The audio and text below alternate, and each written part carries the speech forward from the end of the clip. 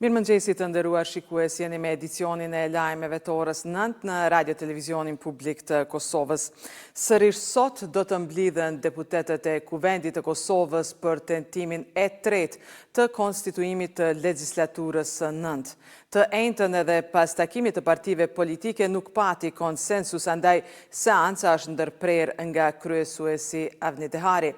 Ndërkohë, opozita vazhdon t'ja kërkojë Albin Kurtit dhe kabinetit të tij aktin e dorëheqjes para se ta marrin mandatin e deputetit, ndërkaq partia që ka marrë numrin më të madh të votave, po e konsideron dorëheqjen të pakuptimtë. E në kohën kur pritet të mblidhen deputetet për tentim të konstituimit të Kuvendit, grupi Asnjë Cent më shumë do të mbaj protest për ta kundërshtuar ngritjen e çmimit të energjisë elektrike. Organizatorët e protestave kanë paralajmëruar se në rast se ky vendim i zërrejës nuk pezullohet, atëherë protestat e ardhshme do të përshkallëzohen. Protesta e sotme e grupit Asnjë Cent më shumë është e treta me radhë që mbahet kundër shtrenjtimit të tarifave të energjisë nga ZRE.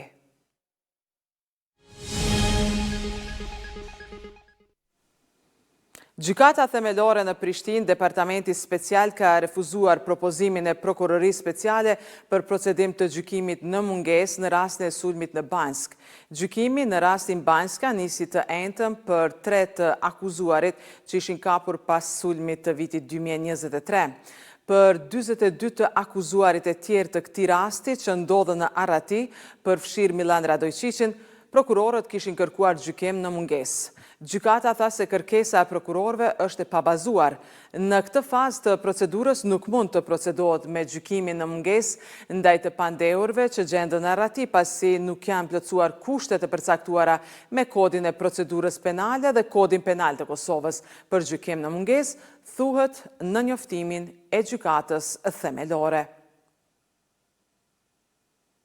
Pasi Prokuroria Specializuar e Hagës përfundoi dorëzimin e provave kundër ish-krerëve të UÇK-s, mbrojtja kërkoi lirimin e përkohshëm të akuzuarve. Por Prokuroria ka reaguar ashpër duke sjellur si prova shtesë transkripte të reja nga qendra e paraburgimit, të cilat thuhet se dëshmojnë përpjekje për të ndikuar te dëshmitarët. Prokuroria nuk i është përgjigjur pyetjes së RTK-s se përsa ato nuk u dorëzuan më herët.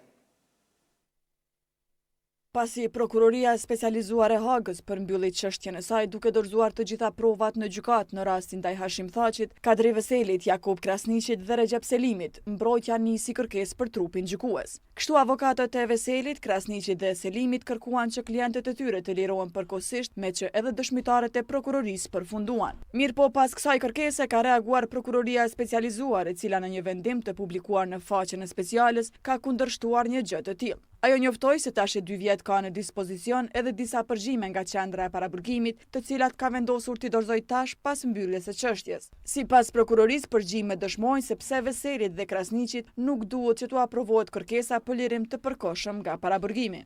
Këto materiale janë transkripta të regjistrimeve të vizitave, jo të privilegjuara nga qendra paraburgimit, materialet e sekustruara që lidhen me ato regjistrime dhe një regjistër vizitash në qendrën e paraburgimit, eksponatet e propozuara, të paracaktuara në shtojcat 1, 2, 4, janë prima facie relevante, autentike dhe kanë vlerë provuese që nuk të i kalohet nga asnjë paragjykim. Tutje sipas prokurorisë, përgjimet nga qendra paraburgimit tregojnë se ish-krerët e UÇK-s duan të ndikojnë tek dëshmitarët.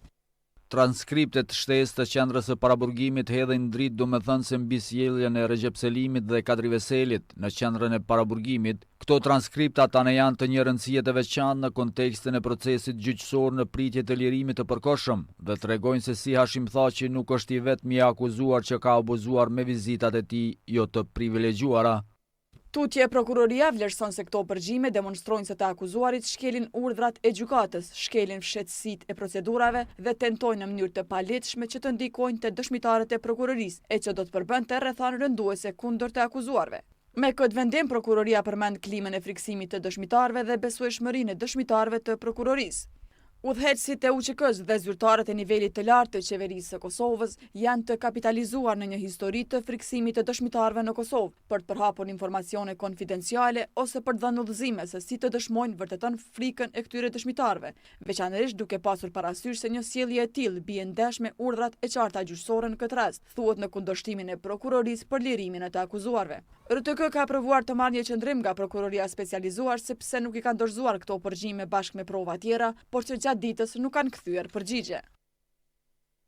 Vazhdojmë me një lajm tjetër. Në një përpjekje të koordinuar me zyrën e presidentes së Kosovës, drejtuesit e Odës Ekonomike Amerikane u takuan me përfaqësuesit e kompanisë Delta Airlines dhe shoqatës Linjat Ajrore për Amerikën për të prezantuar mundësitë për vendosjen e një fluturimi direkt ndërmjet Prishtinës dhe New Yorkut. Sipas njoftimit nga Oda Ekonomike Amerikane me aeroportin ndërkombëtar të Prishtinës, të renditur si të tretin më të madhin për nga trafiku i pasagerëve në Ballkanin Perëndimor dhe ndër aeroportet me rritjen më të shpejtë në Evropë, Kosova është e gatshme të forcojë lidhjet transatlantike dhe të përmbush kërkesën në rritje për linja direkte ajrore. Sipas tyre, një fluturim direkt do të hapte rrugë të reja për tregtinë, turizmin dhe investimet, duke forcuar më tej lidhjet e thella mes Kosovës dhe Shteteve të Bashkuara të Amerikës.